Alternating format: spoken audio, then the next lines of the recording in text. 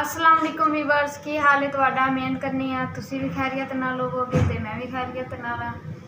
ते ओ काफ़ी वीडियो दे विच असीं कही जाए कि असीं खैरियत नाल असीं भी तुसी भी खैरियत नाल जे असीं भी दोवें खैरियत नाल आओ। मेरे मुँह ते फक गया ते ज़्यादा तो मेरे मुँह च ही अल्फाज निकलता है।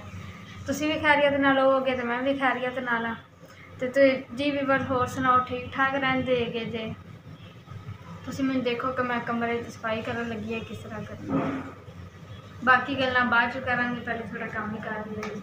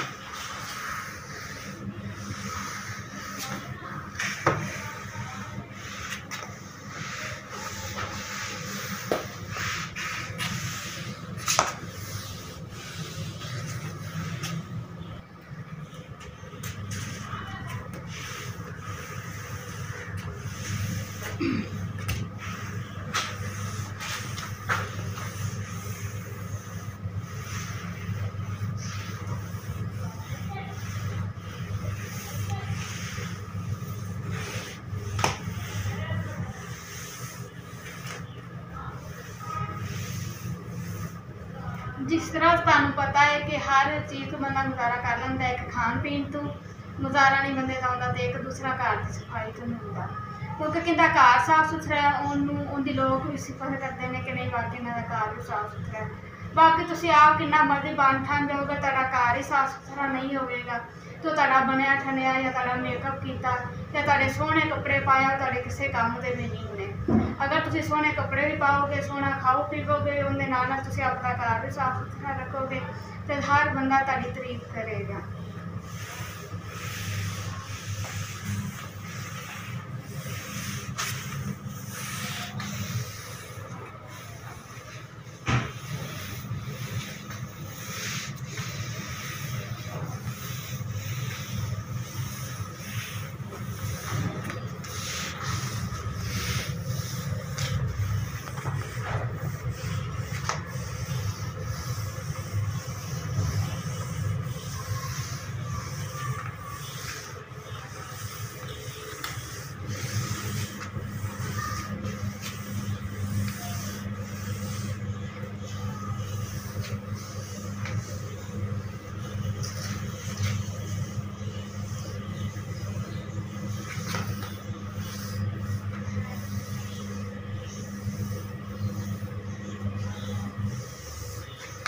इसलिए साड़ी दोनों सिस्टरों की यही आदत होती है कि असी आप भी अच्छे तो अच्छे कपड़े भी पाइए और आप भी साफ सुथरियाँ बन के रहिए और अपने घर में भी सोहना बना के रखिए, ताकि कोई भी भैन भरा अगर साढ़े घर आवे भी तो वेखे कि वाकई कि आप भी साफ सुथरियाँ ने, तो इन्हों का घर भी सोहना ठीक है। बाकी उन्हें आख्या गुरबत का किन्ना होगा आमीन उन्हें आख्या।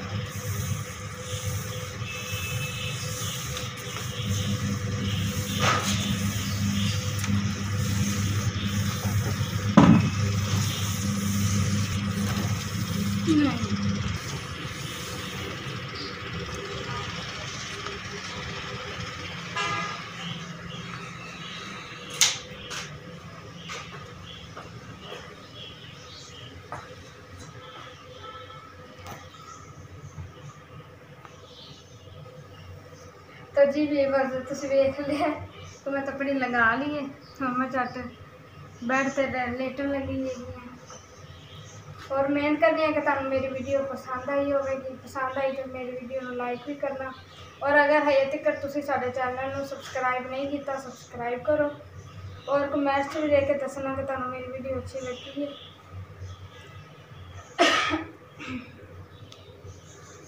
इस दे नाल तुसीं अपनी होस्ट सोबिया खान को इजाज़त दो। एक नई वीडियो के नाल फिर हाजिर होवांगी। अल्लाह हाफिज़।